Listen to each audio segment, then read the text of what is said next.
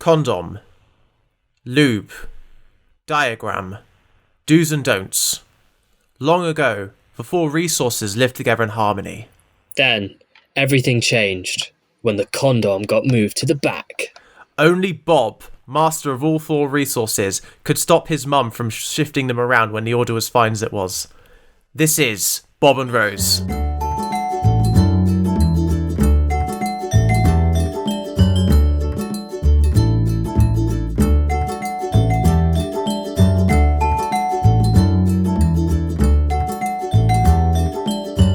Hello, Zach. How are you doing today? I'm very good. That was a fantastic introduction that we just did. And I am informed that it is a reference to a TV show. Yes, Avatar. The Last Airbender. They released a live-action adaptation, and everyone's saying it's not as good as the anime. Much like the movie 10 years ago. So I just want to say to all our listeners, the TV show came out quite a while ago, and this discourse happened quite a while ago. It's not that this podcast is recorded so far in advance that it's only just come out.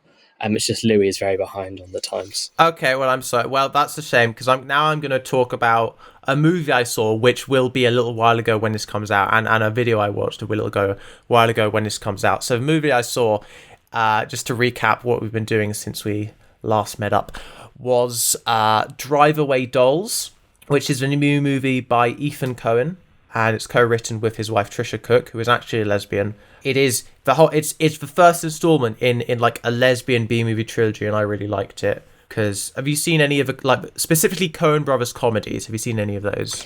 The Coen Brothers? Yeah. I've seen Fargo. Oh, that's my favourite movie. I love Fargo. Have you seen The Big Lebowski? I don't want to say on a podcast that I haven't seen The Big Lebowski, because my boyfriend's been annoying me for 6 months to see The Big Lebowski. Okay, well, if you watch this movie, you'll immediately know that it's like The Big Lebowski since you've seen it. Okay, cool. And then the YouTube video I watched was... I've watched 10 hours of a 38-hour video essay released by Quinton Reviews on April Fool's Day. It actually wasn't released on April Fool's Day because it took so long to upload. That's the real April Fool joke right there. In the time from when it came out to this episode's release, I'd say no recording. I've slowly been watching it to like see if it's actually really that long and it's not just like an hour of stuff and then a black screen, but like it is. It's all real. It's actually 38 hours of video essay. That's crazy, because I've made a 10-minute video essay in my time, and that took forever. And obviously, that being like a rookie, that obviously it takes longer. But I wonder how long that took. I tried to make a 10-minute video essay once, and like I didn't like it, and I've never finished it since then. It's what was yours about? Community. It was about the connection between remedial chaos theory and like G.I. Jeff, and like how the show is about Jeff slowly moving towards Abed's worldview. And so it's not inconsistent for Jeff to start hallucinating in later seasons the way Abed was hallucinating in earlier seasons. Oh, that's an interesting thesis of the show. Yeah, it's not them just randomly chucking different traits onto different characters to do more things. It's actually all consistent with the development of these characters over the course of the show. You know, and now I've said it, I don't feel like I need to make it anymore because that was sort of the extent of it, and you just have to kind of watch the show to... Well, no, because I still feel like you could have convinced me more on that, Lee. Okay, no. I still feel like if this was a community podcast, I would give a counter argument, but it's not, so I'm not gonna derail this. Well, anyway, what have you been up to? I have had a very busy week this week. So, faithful listeners to the podcast will remember that a couple of weeks ago, I had a very exciting week where I visited the set of a working television show and got to watch some filming. And this week, I actually was on that set filming myself, by which I don't mean I wasn't filming myself on camera. I was making a short film on the set and in the style of this major BBC television TV show. Yes. Which is really, really cool. So I'm guessing you're not allowed to say what it is. I mean, I probably am. I just, you know, I've never had my own podcast before, Louis, and it's one of those things where I feel like if I put it out there, it's there forever, and in 20 years' time, people are going to go, "Oh my God, Zach, you said you hadn't seen The Big Lebowski when you were 22. Like, you don't deserve to have any success." And you're like, I don't know. I err on the side of caution. It's a popular BBC television show that ran for a very long time and then has recently been rebooted, and it's set in a school. Yeah, it's class. And it's parallel universe class. Exactly. Yeah, so I mean, your short film, what was can you say what that was about? Or it was essentially, we were given the task by one of the show's storyliners to come up with our own character that would fit into the show and essentially film their first story within their first episode, which would amount to about 10 minutes of screen time. So we had this boy called Darnell who was sort of semi-caring for his dad who had chronic fatigue syndrome, but also himself had an undiagnosed anxiety disorder. So basically had moved to Manchester, had moved to this brand new school, and was struggling to fit in and was having anxiety attacks without knowing, was self-medicating with some of his father's pain medication. And that was sort of the setup for things that we, in our imaginary version of the series, because we've got a little series arc that we've got a plan that would go places. But yeah, it was just a fantastic experience. Pain medication is mad.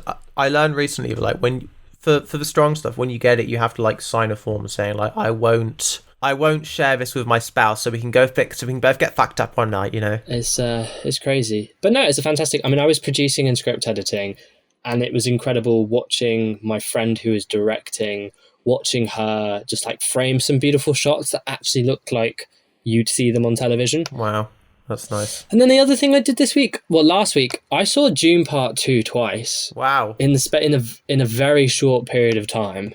What did you think?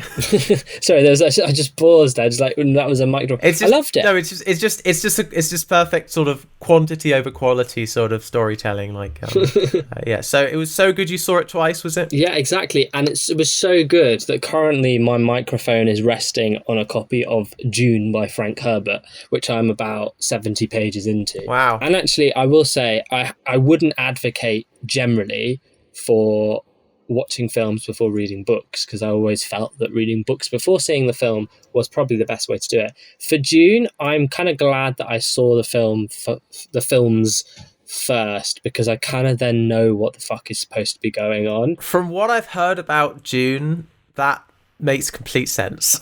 It's like the prose isn't actually particularly difficult. It's quite nice. It's just you immediately are expected to know what exactly like a Bene Gesserit is, or what a Gom Jabbar is, the Hisat's Cataracts. Sorry, I completely mispronounced that. Yeah, I do like that it's sort of, the movie at least, and by the sounds of the book, it sort of plops you in this world. Yeah. It's just like, why would we explain things to you? This is obviously, because like to these people, this is just how it is. So like, why would it be explained more than... What is odd is in the book, that in the first couple of chapters, there are a couple of conversations where someone explains the political situation of the universe to another character. And I suppose it tries to justify that one of the people in the conversation is completely ignorant, and the other person's like, well, did you actually know if this happens then these people will gain power, but if that happens then they will gain power, which I suppose is a bit funny. Yeah, it's a sort of Socratic dialogue. Exactly. There is an index at the back of the book to explain what the various things mean. Surely that would mean it's a glossary. Yeah, it probably is a glossary. It's not an index is where to go in the book to see stuff. Sorry. You're so right. Well done for making me look stupid on a podcast that's going to go out, and in 30 years' time, people are going to realise that I can't speak English. Oh, no, Zach, baby, no. It's okay, I'm joking. Should we get into the episode? Yes, let's stop embarrassing myself any further. Because we're going to have to explain that opening bit at one point. Because it's going to make sense. We're very proud of it, but you're going to have to just stick with us for a little bit, and we'll get to it. Especially... if you haven't ever seen Bob and Roast, which as we discussed last time will probably be most of you, unless you have, like yes. me, bought a second-hand copy. We're really trying to make this as accessible as possible to people who haven't seen it. That's how we're promoting this season, is like, hey, you don't have to have seen the show. It doesn't matter if you've seen the show or not. You can listen to this. Please listen to this, even if you haven't seen the show. Although Zach is going to convince you to get a copy by any means necessary, because he's really vibing with it. Oh, yeah. I am too, but like... from the DMs, he's really vibing with it. I watched this episode and immediately texted Lou and was like, I actually texted both my boyfriend and a close friend of mine, basically saying, you guys need to watch this show, because I'm 2 episodes in and I'm convinced I'm seeing some of the greatest character work I've seen on screen, and it is criminal that this isn't available elsewhere. I may end up eating my words, and maybe if it's recency bias, I just saw this episode and was like, whoa. Did we discuss last episode the quote from Zadie Smith about Bob and Rose? No. Apparently, award-winning author Zadie Smith, she emailed Russell T Davies once saying that she has a copy of Bob and Rose, and there was one stage in her life where she would watch it every week because she always wished that she could create a character as sort of vivid as Rose. Wonderful. I watched this episode going, actually, I'm only 2 episodes in and I kind of really get it. And I'm really invested in the things. And also, I'd like to discuss this as we go through the episode. I found a lot of the characters in this episode reflected people I know in my real life, in more than Kura's folk. And a lot of the relationships I saw in this episode, which I just think is fantastic when you go, oh my God, yes, that's so real on screen. Yeah, no, I had my own literally me for a thrill moments, So we pick up where we left off, end of last episode. They decided to go on a date. Rose was like, but do you want to? And Bob was like, actually, yes, I do. And so now they're getting ready for it separately. We get a nice cut back and forth montage. Bada bing, bada boom. Russell T Davies really likes writing in these juxtapositions into scripts because it's just, I feel like I keep saying, I've coined this phrase cut sequence, which doesn't mean what I keep using it to mean.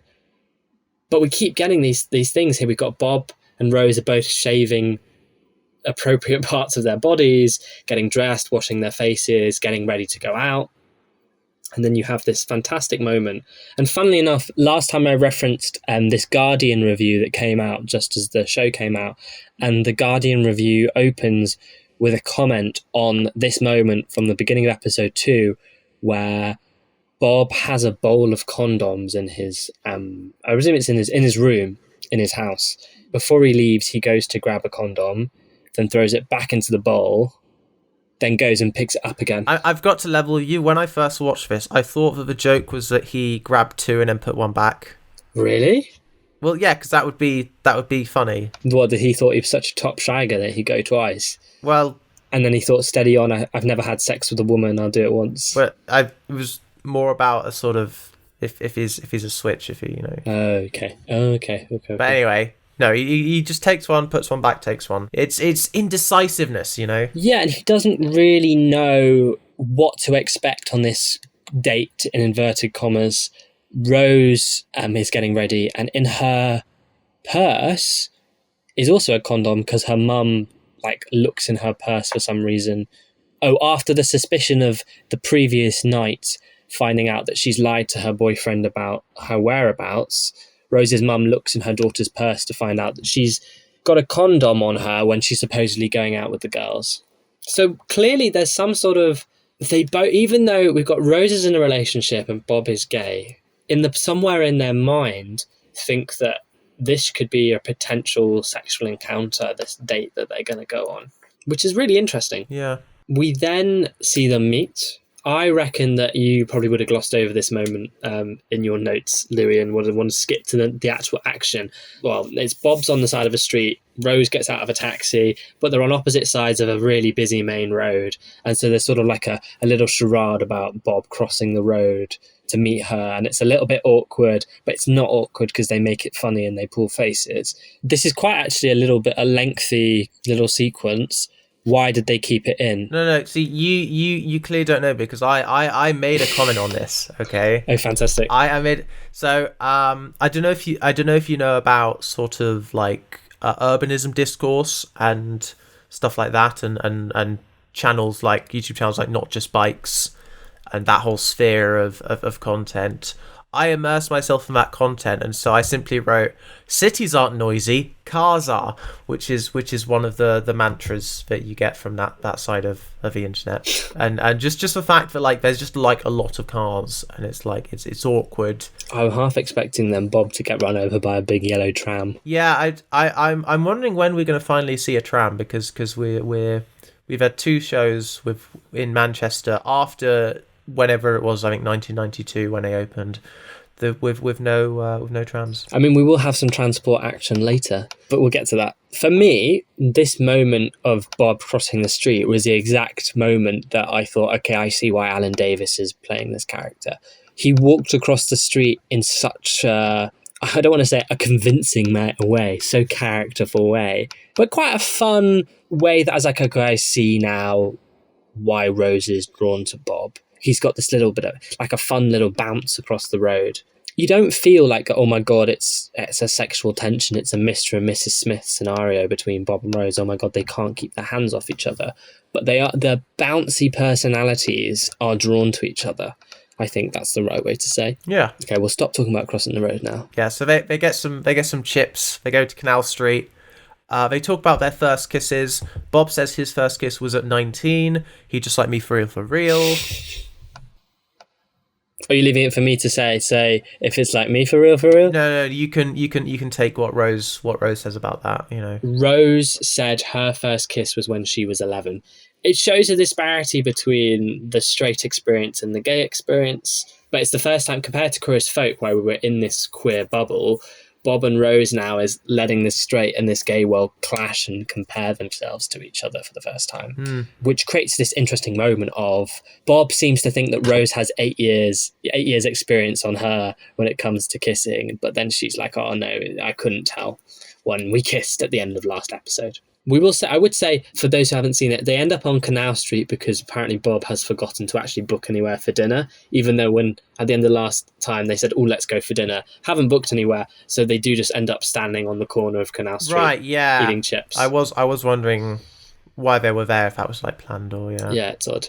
And we get a little bit of a reflection on Canal Street from Bob, who says it's like a death sentence at 30 because it's just so full of young people. I suppose it is the continuation of Stuart's story in terms of being on the cusp of 30, while Bob's post 30 realizes doesn't quite know what to do, says he's got to try something else, then realizes that maybe it sounds to Rose like he's just suggested that trying to be straight was what he was suggesting when he didn't mean that at all. So I think then they go to a bar. They do, right? They do. Suddenly we're in the Bob zone. You know, everyone knows Bob. So I think when he goes to the bar, like a guy eyes him, and then when he's chatting to Rose, this guy named Gino butts in on their conversation and steals Bob's attention. And he's clearly not Italian, or well, I know he might be half Italian, but he isn't half Italian or anything like that. He's just called Gino because he's ginormous. And Rose goes, Bob, how do you know that Gino's ginormous? Because I think what's quite funny is the actor who plays Gino is quite short. So you immediately go, okay, we know. And Bob sort of gives Rose this kind of look to say, I've slept with this guy. Yeah. Bringing it back to that straight and this gay world clashing. We're so familiar with our gays on Canal Street and everyone's hooked up with everyone, but Rose is trying to wrap her head round this world that she's seeing Bob exist in, and also the weird, like, Bob and Gino say why, they go like why to each other, and they're doing sort of like an itchy and scratchy impression from The Simpsons. Yeah, and she's like, I've never seen The Simpsons. And it's like, how? And I was thinking, how have you never seen The Simpsons? He's like, how have you never seen The Simpsons? We then see another person walk past that Bob recognises, and it's Alex, the lesbian, as my notes calls her, and she asks about Bob's windows, and he says they won't make it through another winter, so she says she'll phone and come round next week. And given we had quite a bit of lesbian discourse, you and me, Louis, when we were watching Queer as Folk. And I think now the show Bob and Rose has a bit of lesbian discourse. What do you think about what the show has to say about lesbians in this particular moment, Louis? So in the moment, they say that sort of the idea is that, oh, well, if you don't have to sort of, you know, do all your kind of makeup and stuff for a man, then you would look like that. Bob says that Alex looks like a man, and it's weird that why would a woman want to look like a man but still fancy women? He's confused about that. And that's what prompts that. Yeah, and I think the thing about you know, lesbianism is that it's this idea that, you know, the life of a woman does not need to involve any men. I would theorize that is threatening to quite a lot of men, and they might pass it off as, oh no, lesbianism is obscene, but actually no, they're threatened by it. What I got from this is that maybe gay men can also feel threatened. Well, I think from then the reverse, you've got to think about how there are lots of gay misogynists because it's the concept of a gay man who can live without a woman in his life. Even though, I mean, most of us gay men are constantly surrounded by female friends. Oh yes, of course. I don't really know what to conclude about what his approach to the lesbian is. Because obviously, I think particularly in this conversation between Bob and Rose, the opinions of the individuals don't reflect the opinions of the author, and that their misconception of what a lesbian is doesn't reflect RTD's. No, I mean, I just wonder, like, how many does he know? You know, and I am not saying he doesn't know any. I'm not saying he knows loads. I am literally just like, it just would be interesting to know. Like Banana, which is written by a lot of different queer writers. I think a couple of them are written by RTD, but then, you know, like there's one written by Sue Perkins, you know. But for now, it's like, yeah, of course they're there because they are also on Canal Street. But I mean, as I mentioned, like Drive-Away Dolls, the film I saw, co-written by Trisha Cook, who is a lesbian, and like it was about specifically the culture in like 1999. I just want to make it didn't occur to me when you were talking about Drive-Away Girls, Trisha Cook is married to Ethan Coen. Yes, yeah. Despite the fact that she's still a lesbian. Yeah, I did read up on this, but it's just they've been just together for a while, and I don't know what the story is, but at this point, you know, they sort of see other people. That's interesting. It's an unconventional relationship, and they were able to collaborate on to make a really good movie. So, you know, wowza. I think it's neat. Speaking of unconventional relationships, Bob and Rose proceed to have a conversation about whether or not what happened the other night was a date and whether they're on a date now. They kind of both blame each other and conclude that they're both to blame because he's gay and she's got a boyfriend. So realistically, both of them won't go into the scenario with a reason for it not to be a date. She points out that Bob got an erection. He claims that he gets them on the buses and doesn't want to shag any buses. The night kind of just ends there, which, given the build-up at the beginning of the episode with the condom moment, is a little bit of an anticlimax, because then Rose gets a taxi home. But also, like, it's once again, he keeps comparing Rose to the wrong things. It's like a bag of meat. Now she's a bus. Then they're things you shouldn't call a woman. No, he has a lot to learn about women, clearly. Bob doesn't go home at this point, and he goes back to the bar, and Louis made reference to a strange man that was eyeing Bob. And it turns out that it's his ex, Carl. And Bob's actually wearing Carl's shirt. And we find out that Carl's got back from London. We don't know if his work contract ended or if he got fired. There's a bit of playful banter in the dialogue there. We essentially cut to Bob back at home after having slept with his ex, Carl. Yeah, he's doing a cigarette. He's in like the window. I'm like, I saw that. I thought, like, wow, this is a very French new wave, you know. It's also very ITV, not Channel 4, in the sense that we cut to after they've had sex with the post-sex cigarette, rather than seeing them burst back into whoever's flat/house they're in.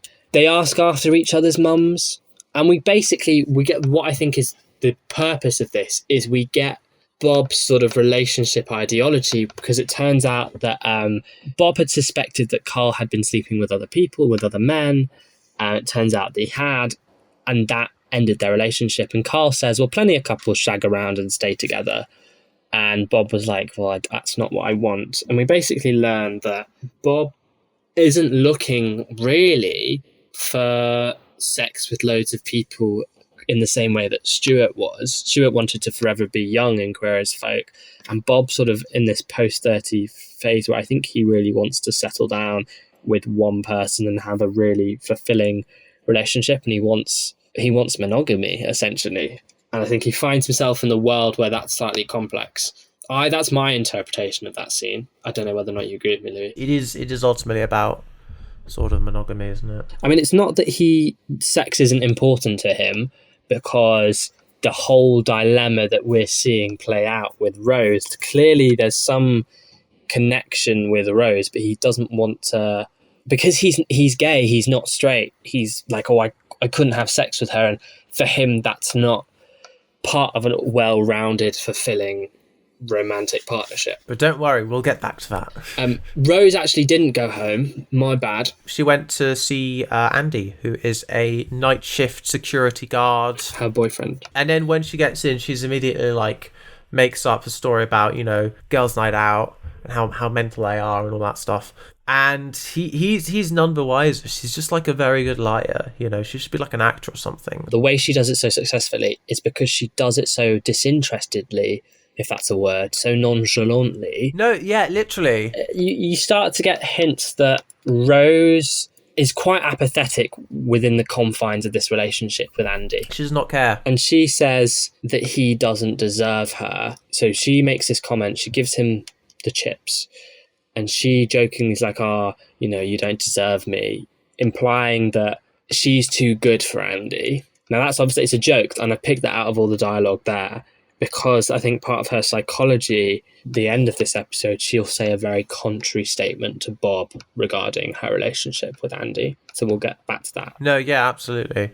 The following morning, Carol goes to Andy's, so Rose's mum is doing some intervening, is doing some meddling, and is like, hey Andy, we're painting the flat today. We're gonna paint the wall a bright garish green. The funny thing is, so she comes into the house and she says we've got to paint, and Andy's like, but you know, this takes time, these decisions take time. Rose's mum says, no, you're going to paint the walls blue. Andy says there's lots of different shades of blue, and then it cuts them painting the walls green. Now, I don't know whether or not they did a whole lot of colour grading in the edit of this show. Yeah, I think it's because they realised that they were wearing quite a bit of blue, and so if they were going to key it out, they'd want to use a green. Yeah. When Rose's mum appears at Andy's door, I noticed when I watched this episode for the second time that she shouts, "It's the doorstep challenge." And I said, I don't understand what that means. That's clearly a cultural reference that has no meaning for us Gen Zers. So I Googled it, and apparently it was a reference to a series of Daz adverts where they'd be like, "It's the doorstep challenge." I don't know what happens next. That's what I found out. I remember the generation of Daz adverts where they pretended that they were Coronation Street bits. Okay. And they had like a soap running through the ads. Daz is a brand of a detergent. Good stuff. Okay, so what? So it's a soap, but about detergent. Someone would come into the room, and then someone else would go, "Oh no, my shirt's really dirty, and I've got to go to a meeting in an hour." This sounds like porn. I'm sorry. No, but no. Imagine it in the style of like of a fine. soap opera, and then the woman would go, "That's okay. I'll go. Let's see if my Daz can get it out." And it's do. Tune in next time to see if she can use the Daz to get out the stain. Right, that must have completely passed me by, because that's not even ringing the smallest bell. That just sounds completely alien to me. I'm sorry. Unless it. Well, I found it was called Cleaner Close, and I found it. I found the whole thing, all 29 episodes, on a YouTube playlist, and I'll share them with you. Cool. Let's watch that for half an hour. Yeah. So anyway, Carol suggests that Andy propose to Rose because she really wants Rose to be off her hands, which is once again something that's going to be contradicted later in the episode. So look forward to that. But meanwhile, Bob is back at school, and Holly is there also because she is also a teacher, and you know you got to be at school if you're a teacher. And he actually tells her that he snogged a woman, which I guess he must really tell her everything. And this is the thing is, like, we know that like she's not to be trusted, but obviously he trusts her, and so it's always a bit of a surprise when he does something as if she's a close friend, but after him, like, no, she actually is his close friend. Like, it's Well, you say that he tells her everything. The way that this mini little scene works is she's putting tests out in the classroom, and he says, "Oh, I snogged a woman." You know, it's all. He says, "Oh, I saw Carl and I snogged a woman." Oh, it's all crazy. And then she's got a load of questions just as all the kids walk in. So Bob just walks out, leaving Holly none the wiser as to the context of these big statements. But also, he doesn't realise that she would have loads of questions. Well, she's sort of giving him this look like, tell me more. That's tell me more is more vague. Like, oh, yeah, of course. He doesn't know that she wants, a full CV of the woman that this man stalked. He imagines it's coming from a place of, of gossip, of chit-chat. Yeah. But it's on that level, or not on some, like, deeper, more psychological level. She's just kind of left with that, and then we're straight back in Rose's story. She goes to the flat and she sees that it's been painted, and immediately she's like, "This was my mum, wasn't it? This was my mum. My mum made you do this." And he's like, "No, I just because I would like you to move in if that's going to happen soon. I thought it would be a good time to," and eventually lets on it. Fine, yes, it was your mum, and. What must their relationship be like that sort of anything nice happens to her and she immediately is like, okay, but how does this relate to my mum?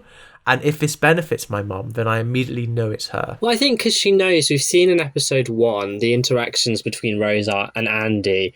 Andy's a man who likes the small things. He likes getting a pizza. He likes watching a movie. He likes taping telly. He likes a plate of chips. And Rose just doesn't seem satisfied. And so I just don't think she thinks that he'd do a big grand gesture for her.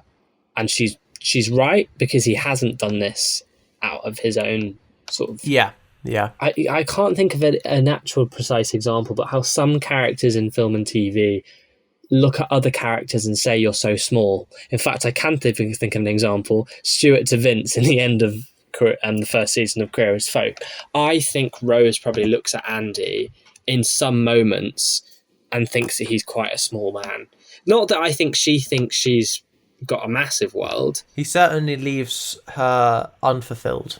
So when he actually asks her to move in, he's like, will you move in with me? He's sort of doing it as a sort of semi-proposal, like he says it as if it's a proposal, but obviously it's like, you're going to move in.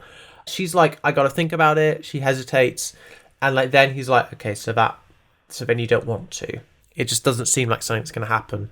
And then when she goes home, Carol assumes that it's happening. Yeah. Because she finds out that like her and Trevor, Carol's boyfriend, are engaged. And then when she's asking, and she's immediately really accusative. She's like, oh, wow, this is great.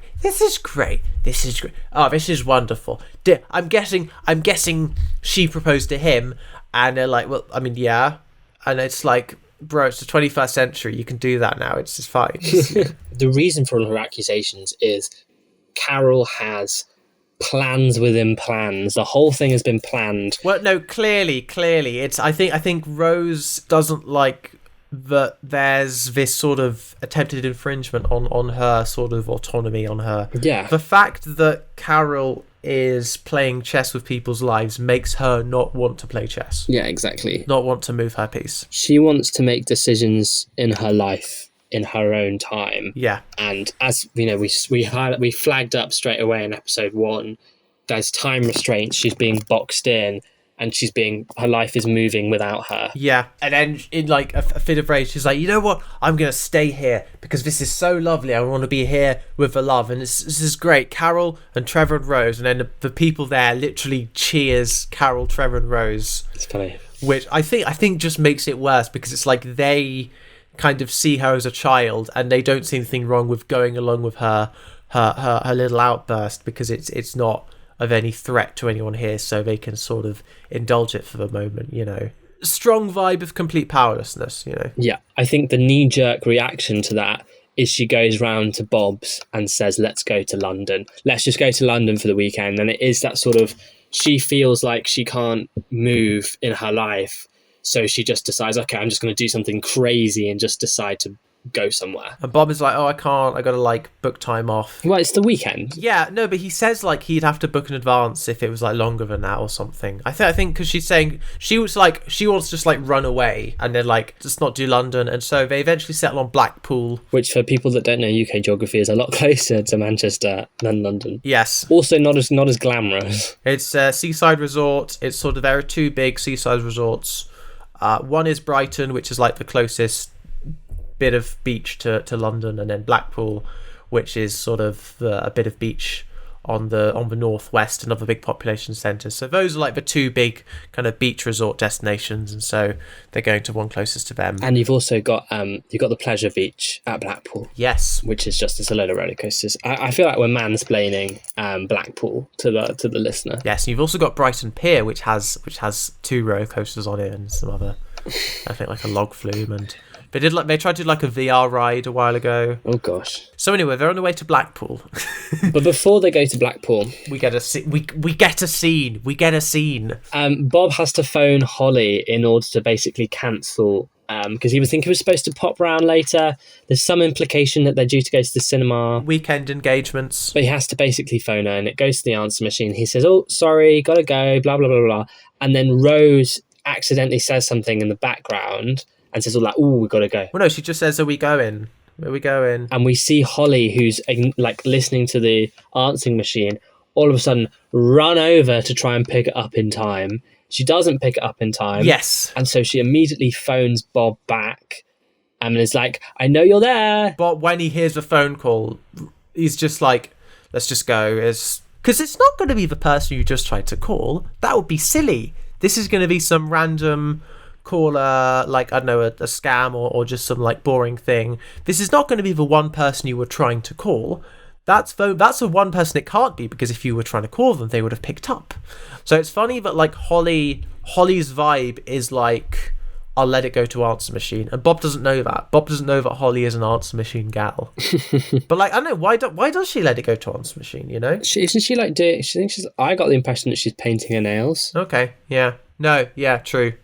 But she listens to the answer message, and like I imagine it's like a tape answer machine, because she does like you get the rewind sound, and like she hears the voice of Rose, and it's like she's like obsessed. Well, she knows that Bob has snogged a woman, and she hears this woman's voice, so she's starting to put 2 and 2 together and think about these various women. The real ending should be that Holly and Rose realise that they're meant for each other, you know. Oh no, that's a joke. I don't actually think that would be good. No. It's just because we do see an obsession. We do. We get the sense that Holly is more obsessed with Rose than Bob, because she's jealous of the fact that Rose would be a woman who can have a more intimate relationship with Bob than Holly can have. Yeah. Let's briefly mention this now then, and this will get explored.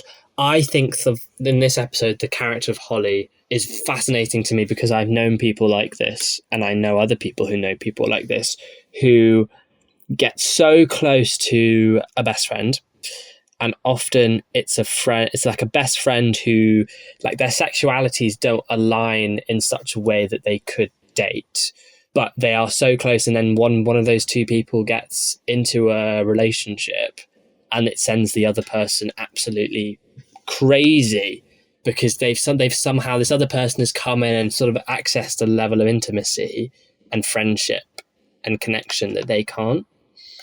And I know quite a few people who've lived that experience. I could say you could write a whole TV show about it, but Russell T Davies has done it here through Bob and Rose, and it's not like Holly is a sort of the third protagonist, according to RTD. But the show's never been advertised as it. Yeah, this is a show about questioning your sexuality and unrequited love. Yeah. In a way that, like, Queer as Folk was one about sort of being quite comfortable in your gay sexuality and dealing with gay society and wider society, you know. I wouldn't even say it's unrequited love. It's just more of a, I don't know if it's like Holly thinks she has some sort of ownership over Bob. There's definitely some unrequited something here, clearly. When we see more of Holly, we'll be able to determine, okay, is she in love with Bob? We can discuss it later, see how it develops. But transport fans, alert, all transport fans, we're about to get some transport action, because we cut to the train to Blackpool. But the logistical difficulties of filming on a moving train, because it does seem that they're actually on a train with a moving background. Maybe it's a set, maybe it's really cleverly done. Yes, so they're on a train and they're having another conversation, and there's a lot of these sort of conversations as they pick apart each other's personalities and realise that they're hopelessly meant for each other. So this is the thing. So when I first heard it, I thought they said like the Facebook, and I was like, did Facebook exist at this point? And like, no, it didn't. They actually say unfaithful. So, but I had to like rewind that a couple times and like figure out what it was only once I knew that it was impossible for it to be Facebook. So I was like, faithful. So they're talking about being unfaithful and how like they've never done it, foreshadowing. The key points, so if you take away the key points of this conversation, Rose says that she wishes her boyfriend would go and have an affair and be unfaithful. Yeah. As you just pointed out. So that she can have an argument, chuck a drink at him, and then just end the relationship, and that would sort of emotionally finish it. Yeah. But unfortunately, there's literally nothing wrong with him, and he's just a nice guy.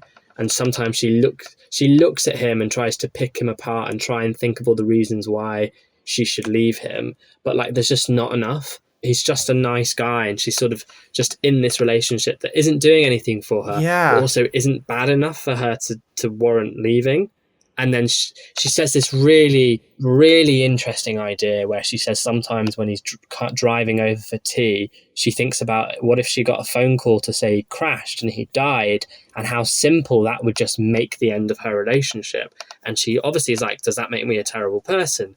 And then Bob reaches over, holds her hand, and says, I've also thought that too. This obsession with like sort of not being the guilty party. Yeah. You know, if she cheats, then she's a guilty party. But also, if she breaks it off because of her emotions and not because of any like actions that have taken place, that would, in her mind, also make her guilty. I mean, you know, I think her emotions are valid, and it's interesting that she feels like they can't be. Mm. If you think it's stagnant, then at least say it's stagnant. But like she feels like she can't even bring it up because then she's a guilty party. That's her biggest fear. She fears that more than death. Wow. I mean, not her own death, but you know what I mean.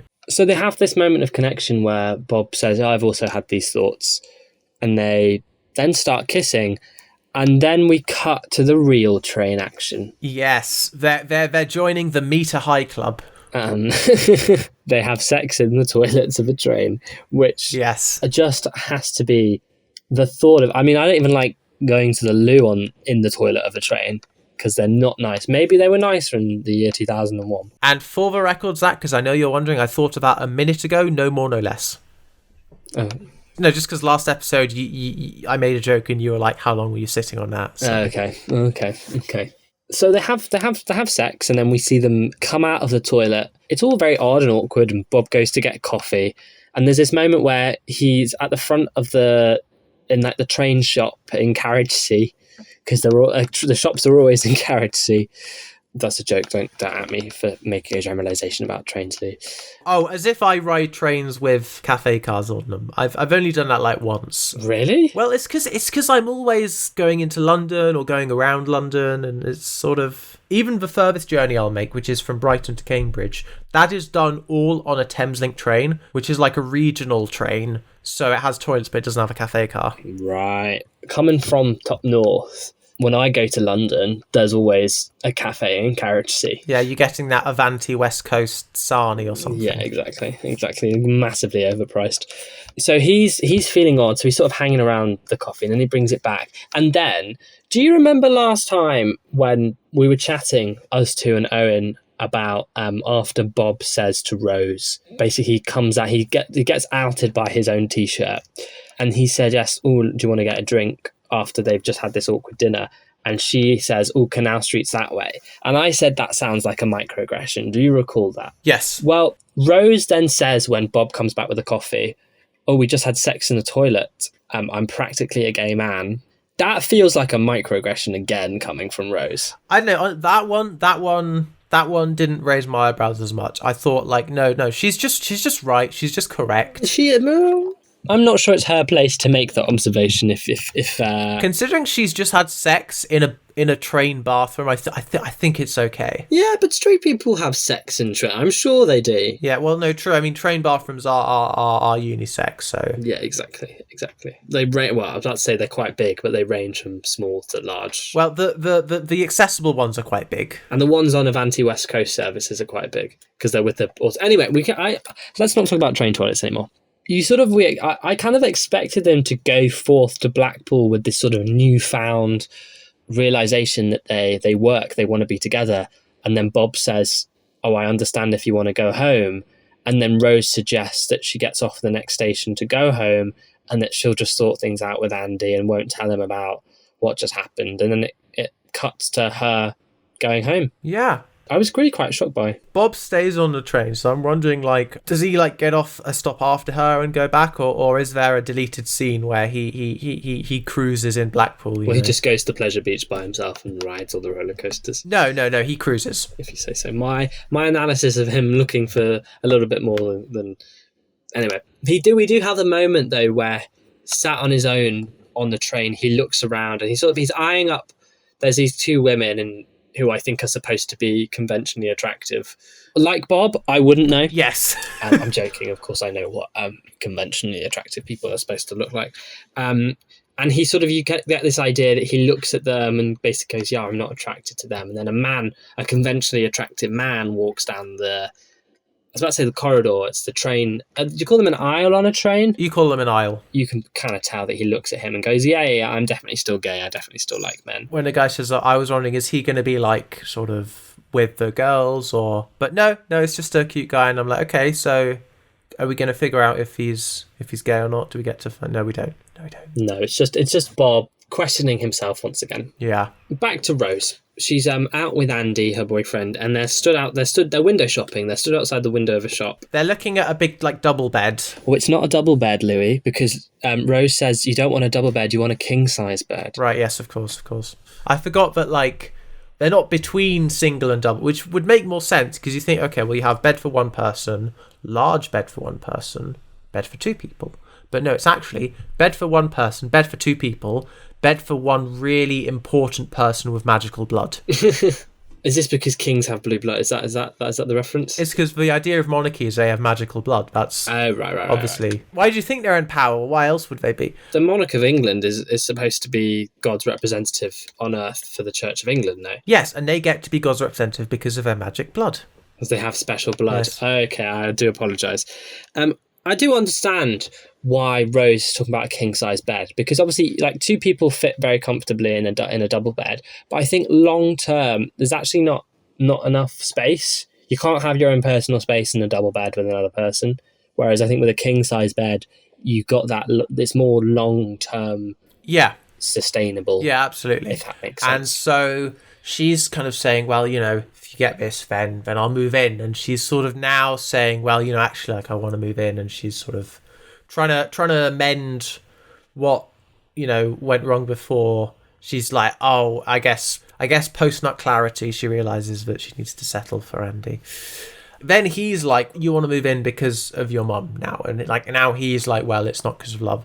But then she's able to convince him that, oh, of course I love you. Of course, like, come on, silly. Of course I love it. So she sort of negs him into believing that she loves him. Yeah. And then they walk off. And supposedly that settles it. And then the next day, or Monday it would be, Bob tells Holly that he had sex with Rose. To the audience, it's like the strings from Psycho, like, why are you saying all that? But of course, he doesn't know how she feels about this. He doesn't know. And so he's just kind of saying it. She's pretending to be just a bit curious, like, well, how does that work? You know, how does that work? That how can a woman, make you have sex with them? Then she demands the entire CV of Rose. She wants name, address, date of birth, place of work, occupation. And like he's saying that, well, you know, I just never felt this way about anyone. But then she comes along and I feel everything. And it's like, damn, that's crazy. He's like gay plus Rose, you know? We then see Holly. She's like a physics teacher or something. She's teaching about friction, which might be like a bit of a funny joke. Oh, yeah. No, this is the thing is I've never seen it not happen where the lesson isn't like a metaphor for what's going on. Yeah. That's always how it works. That's always the case. That's never not the case. Think of any school class scene. That's always the case. And you know what? Good, because it's always fun. I think it's always good and you should always do it. Okay, because obviously I shot a short film in a classroom last week, and we didn't do that. Zach! I should have been a better script editor. Zach! Or, okay, what was the lesson about? Because the lesson must have been about something just out of interest. It was about identifying pathetic fallacy in a speech of Hamlet. Okay, and was it rainy outside? No. And well, you should have made it rainy. So Holly is teaching about these kids about friction, and she's sort of very angrily saying, and if you turn to this page of the book, you'll see this example. And then the bell goes, and she just runs out of the room. But the thing that really struck me both times I watched this, she's like on the verge of tears. When the bell rings, none of the kids move. Like, surely when the bell rings, everyone packs up to leave lessons. Not a single child moves. The bell doesn't dismiss you, I do, right? Yeah. But obviously she hasn't dismissed them. So they're just really confused. No kid listens to that. No kid listens to the bell doesn't dismiss you. We used to pack up the second the bell went. Well, yeah, but like, if your teacher randomly runs out the room once a bell goes, you might wonder what the hell is going on. And then 10 seconds later, by which point we've cut away, they might start packing up, because what else are you going to do? No, but it's still weird. I'm convinced that she forgot it was a double period. No, that would be so funny, yeah. Because it turns out that this is actually like her lunch. This is actually like lunch period. Yeah, no. So it's not the end of the day; it's lunch. All the more reason that these kids they'd be counting down the seconds. They'd know the bell was about to ring. They'd be out of there. But she's the one. Anyway, why does she run out of the room? So that she can get her car, drive it somewhere, get out a hammer and like smash the window. The windscreen. She smashes her own windscreen in. Yes. She is crazy. Okay, so this is because she has found out where Rose works. So when asking Bob, where does Rose work, he said that it was like a garage, but she's in like the office of it. So, simple enough. Now that she knows where it is, she's like needs an excuse to go there, so she smashes her windscreen so that she can go to the garage. She's like trying to tell them like, oh, I need this done now because I need to get back to class, and also it's illegal for me to drive with a smashed windscreen. And then the guy's like, well, why did you drive it here? And she's like, well, but I was really pushing my luck there. I can't do it a second time, which I think is so funny, because I just find that a very funny line. And then she's like, well, can I make a phone call to the school to pick me up? That's not what she does. Sorry, Lee. Sorry to publicly correct you. So he says, we don't do windscreens. There's a garage down the road that specialises in it. Give them a phone call. They'll come and pick up your car. Right. And then she goes to the office to ask to use the phone in there to try and identify, to see if she can see Rose. And one of Rose's co-workers is like, there's a payphone. You just walk past it. I think she asks if there's a payphone, and then she's like, yeah, it's behind you. And then she goes, ooh, is the number for the other garage? Do you have the number for the other garage? And this woman goes, yeah, it's by the payphone. Oh, do you have any change? Sorry, no, we're not allowed to give you change. And then Holly goes, it's Holly, by the way. And this woman's like, okay, cool. Who asked? It's funny, but like the office is completely populated with women. And like, she's like being weird, and like you see Rose is there.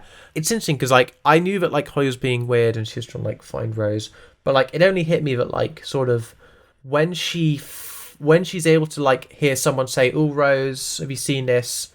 Then suddenly her mood completely changes now that she's like found Rose, And I didn't realise that like she was being weird because she was looking for Rose, and not just because she was trying to go to Rose's workplace and she'd know who Rose was. But obviously, no, she wouldn't know who Rose is.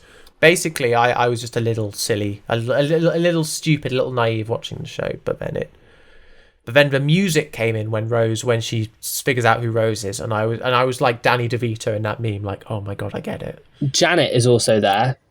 On the credits, Janet Blaine, as played by Carla Henry, who we know as Donna from Queer as Folk, is also there in the office, saying that if something this court case goes through, they'll all lose your jobs. So she's playing Janet in this episode. Fantastic. Yes, we love to see it. I know I've already said that the music came in and it was really beautiful, but I just want to like stress that like this musical cue was like, and it was literally just the theme tune. It was not even like a different bit. It was just the theme tune that we already know and love, and it comes in. And I like melt a bit. Just at that point, you kind of get Holly's deal. Like, she's just really sad. What, sad and like she's a weirdo, or sad she's up, we're supposed to feel sorry for her? Like both. Well, it was a former, but now it's also the latter. It's both. Well, you know? you can feel sorry for her. I don't, because I think she's a bit of a psycho. Anyway, now we get to meet, I believe this is actually the fan favourite character from the programme. So we're finally meeting a fan favourite character. Yeah. It is Bob's mum. We love a mum. We love a mother. We love a mother who mothers. And this mother absolutely mothers. So Bob's mum is played by Penelope Wilton. And I think, you know what's really funny about this cast in choice in retrospect? And no, I'm not going to make a Doctor Who reference. That's not where I'm going if you think I am. Good. In this scene, it's established that Bob's mother, as played by Penelope Wilton, is like a massive LGBT gay ally. But Penelope Wilton has just been cast as a grandmother figure, because obviously it's 20 years later, in a show called Dead Hot, which is made by Key Street, which is Red Productions' successor. And she plays a very, very homophobic motherly figure. Oh, no. So I just thought it's really funny how one of her iconic characters from this production company is like the big ally mother to then the homophobic grandmother pipeline. Well, it's a law of nature. For every mother, there is an anti-mother. Exactly. But the way we get introduced to Bob's mum is she is asking him about the order of an envelope which contains condom, lubricant, diagram of condom on penis, I believe. Well, she says it's like diagram of lubricated condom penis or something, and the do's and don'ts of safe sex. Yeah. And she says, oh, you put the condom first because it's the most important item. People are just going to open up this envelope, need to get the condom out. They're probably not going to read the other stuff, which I guess is kind of counterproductive to it being there. Yeah, you should put the stuff so that they don't like miss it, and like so that no one forgets to read it. But I suppose then the thinking is if it's too difficult to get the condom, people aren't going to use the condom. If it's free, they'll use the condom. But then Bob makes the point, which apparently the other women in the other room who are packing these envelopes have also made, is when you open the envelope, your finger's at the back, so the condom should go to the back, so it's where your fingers will be. No, yeah, and then she's like really upset by that because like now everyone is against her. But like it's like, babe, what's happened here is you don't need to worry about telling everyone to go through all the envelopes they've already packed and move a condom. You know, imagine telling everyone you got to move a condom now from these envelopes that you've already packed and sealed and they're already done. You've got to go back in and move a condom. That would suck. Okay, that would not be fun. That would make you very unpopular. If you swallow your pride on quite a small point of tension, then there's no more tension and everyone's happy. But you know, I don't know. It's sort of because we do get the sense of like, you know, she's an ally, but she's like ally, as if ally was like the AC/DC logo. She's like very intense ally. This is the second time, and so I was talking a bit about earlier about how I've seen a lot of Hollies in my time. I've seen a great example of Bob's mum and Bob in my time, because this is exactly my boyfriend's relationship with his parents, because they, when both their sons came out as gay, they did a full 180, going from being devout Catholics to being literally the biggest LGBT allies, and like sit on so many charity boards and run so many pride events. And it gets to the point we see Bob's sort of his apathy towards his mum's actions. You also have like my own boyfriend is very apathetic to sort of, he's just like, I just want to live my life, you know, I don't want to be marching. And that's exactly Bob's attitude towards his own mum. So again, these characters that RTD has created, they exist. They're out there. These are real people. Also, I think what's important is that basically his mum is like trying to get him to come along to an event. And like it's a Section 28 march. Yeah. A march against Section 28, which as a teacher, she's like, you got to be there. This is like specifically your battle as a teacher. You need to be. I can't be there and you're not there. He's like, I've got marking to do. Which granted, my friend is a teacher, and as much as she is a fierce fighting for equality lesbian. You know, she does have so much marking to do. It's insane. Yeah. Why are we not paying these people more? Like, seriously. You and everyone else, Louis, asking the question. I know. I know. Like, people say, like, I've heard a lot of chatter about, we should pay. I've been saying that for like weeks. So like, I don't know where everyone else has been, but I've been saying that for like a few weeks. Just. It didn't even clock with me that was an added element of it, because I just sort of saw, Section 28, you know, it's you're gay, it's about you, it's for you. But you're right, there is this extra element. But she does give examples of where, I love this bit, she gives examples of where else in the world homophobia is rife. And apparently Mexico City had just banned homosexuals and dogs from public pools. A politician in Swaziland had called gays bad potatoes. And this is the funniest one. I don't actually know what Bob's mum's name is. I don't know if we find out in this scene, but I can only presume her name is Stan, because Eminem hasn't replied to any of her letters. Yes, I think, when did Stan come out? Because this would... Okay, so it was released in 2000, so this wasn't like a wild coincidence. This was probably like a joke about that, but... I don't know how... A very funny one. I don't know how it has any relevance. It was Eminem massively into gay rights? Well, no, because a lot of his lyrics were homophobic. So it's the exact opposite. Yeah, I mean, he apologised for it by like performing with Elton John. So, I mean, not just by performing with Elton John, but he performed with Elton John to kind of try and No, of course, turn a new leaf on that. I momentarily forgot about that.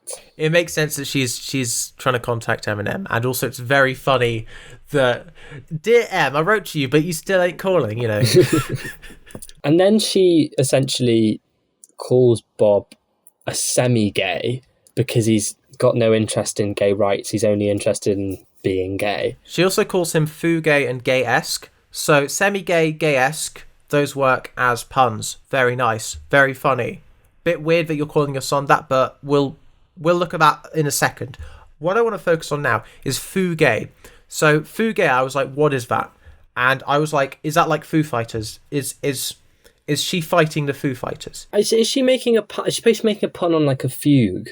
I don't know why she would. But it might be faux. It might be FAUX.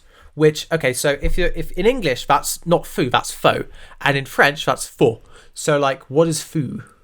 Silence. I don't know. I genuinely don't know what Penelope Wilton was on there. She's out here calling her son a straggot.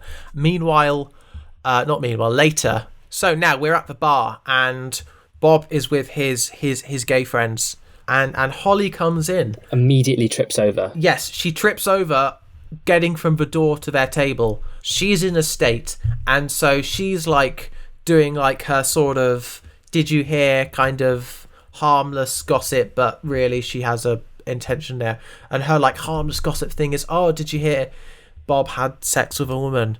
And they're like, wow, that's crazy. And like, it's so obviously she's trying to cause tension here, but Bob is able to play it off as like, oh yeah, well, yeah, you got to try it, you got to do it so you can say that you've, you know, done everything. And I've written it down as a trisexual moment. Whoa, okay, yeah, I'm with you. Yeah. Like bisexual, trisexual, but then it means try and everything. Yeah, and they're all like fine with it, you know. He tells his friends that he was very, very drunk, and it was very unnatural and wrong, and everything was in the wrong place, and where there should have been things there weren't, and where there weren't there was. And Holly's been silenced, because Holly knows that's not the story that she got from Bob. But like, she knows that like they're not going to listen to her. She goes on about this. Yeah. If she needs to cause trouble, she has to do it another day, because that was a failed attempt. And then we get to the next day, and Rose is moving out. It's moving day for Rose. Yeah, and so like she's like, okay, I've cleared out the room. You know, Dean, you can move into my room. It's cleared out now. It's so funny because like now that she's moving out, Carol is like really like sort of trying to say, oh, you should come round often, you should come round every week, come round every Sunday. Yeah, come round, have a proper dinner this Sunday. And Trevor's like, I mean, you know, if you want to, you know, you can tell Trevor doesn't really want Rose to come round, but like since Rose doesn't want to either, he doesn't have to try too hard. We get some hints that something suspicious about Trevor in this scene, because Trevor's got his mate Eric to help him move his stuff into Carol's house and to move Dean in. And Rose says to Eric, I hope he's paying you. And Eric says, oh, he can't afford to. And Rose makes a joke about the alimony, because obviously Trevor, we saw him, he was in the process of getting divorced from his ex-wife. Okay. And Trevor says, that's part of it. And Rose tries to push and go, okay, what else? And Eric doesn't answer. So there's clearly something else dodgy about Trevor that Rose is suspicious about. And she makes that comment before she drives off about how well-suited Carol and Trevor are for each other, which doesn't feel sincere at all. It sounds like she's insulting her mum there. So I'm very suspicious of Trevor moving forward.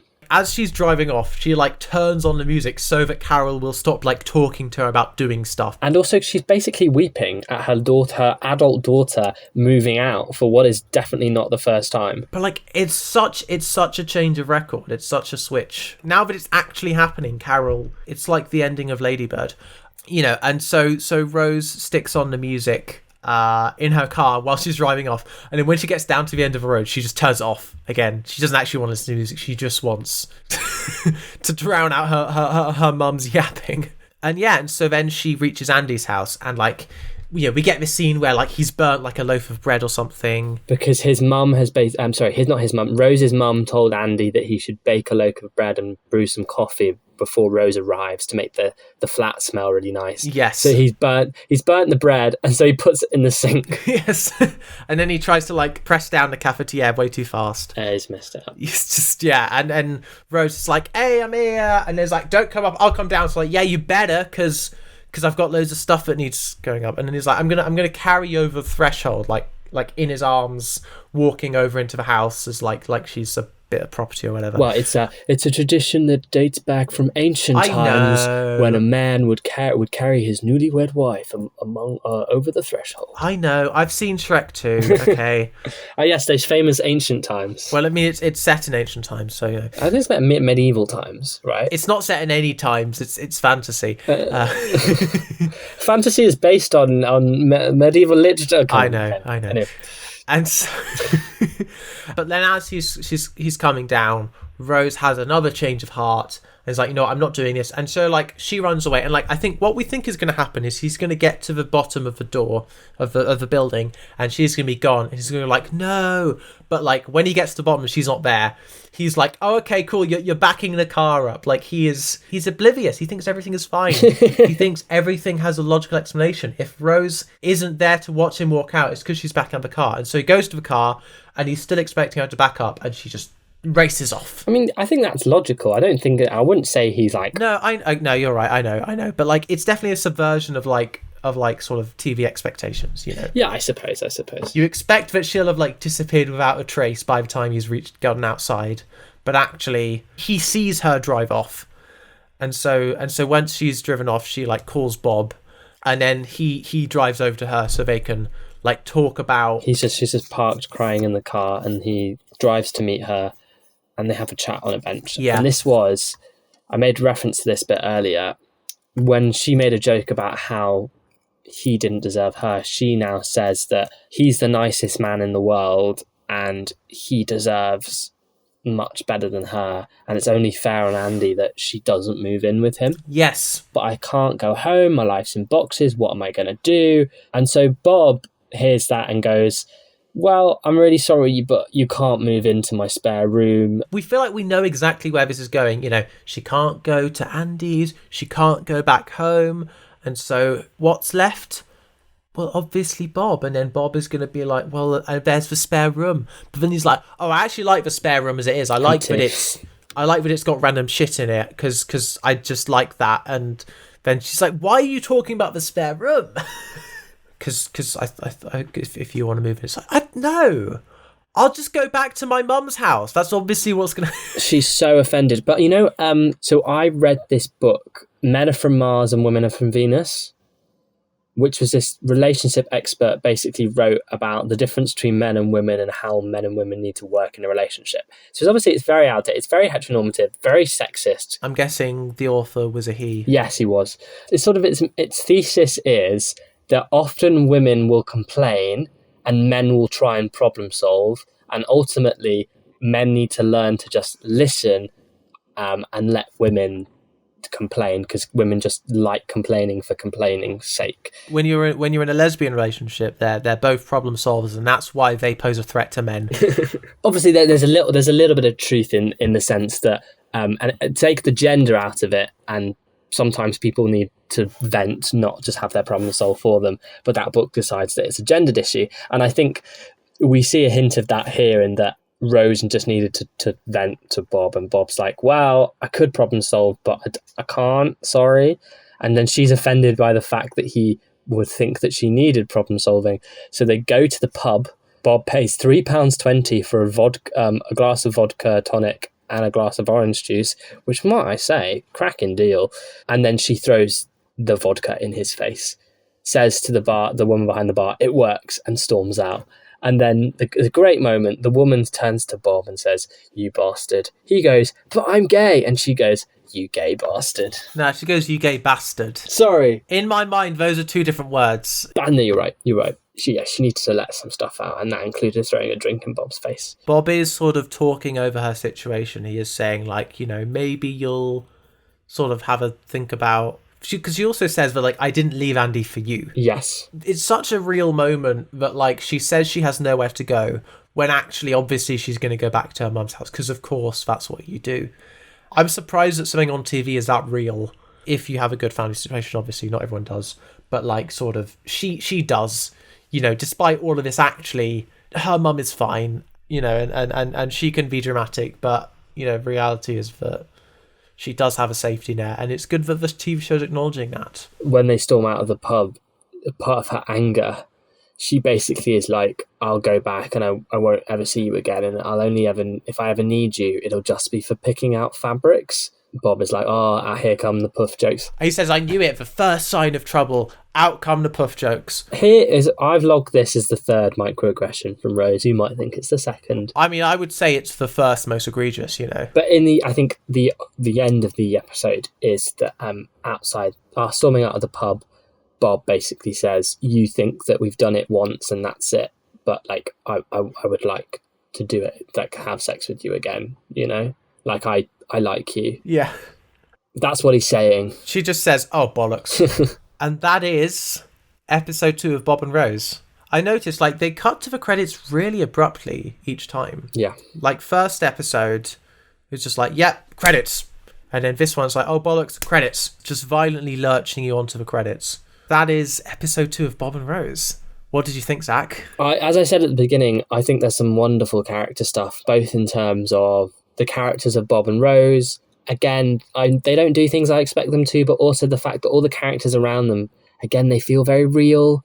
They feel like people I know, and I'm really invested in seeing where these scenarios go next. What about you, Louis? I'm now invested in all the characters. I think sort of seeing, for example, I said that scene with Holly. It's like, I'm like, actually, this is sort of compelling, and it's about the messiness of life, and also the way that things can be less dramatic than they're made out to be, which you don't normally do in dramas because they're dramas. You normally want to have drama, but like here, it's like it's about the contemplation. There's all these conversations between Bob and Rose about life and like how we go through life, and I'm like, this is good. This is just two people philosophizing. Lovely. Well, that I think wraps up today's episode of the Davis and Davis podcast.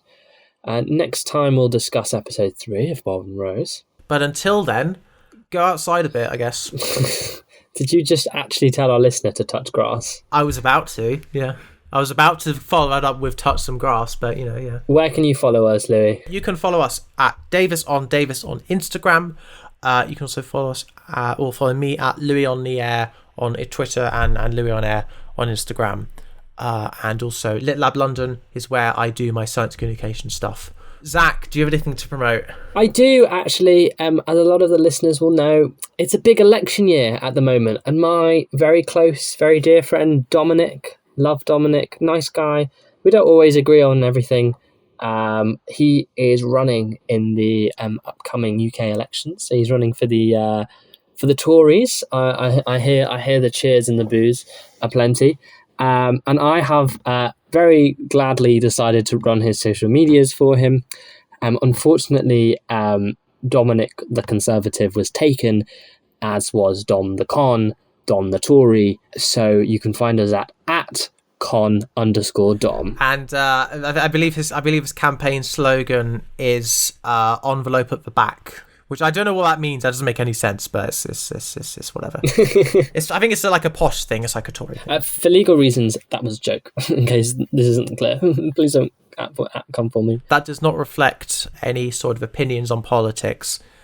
If you want those, tune in for the Louis Political Compass Hour, where I use a political compass, which I've heard is a very good way of talking about politics. I've heard it's a very good way, and definitely not like the worst way of talking about politics. So yeah. See you next time, guys. See ya.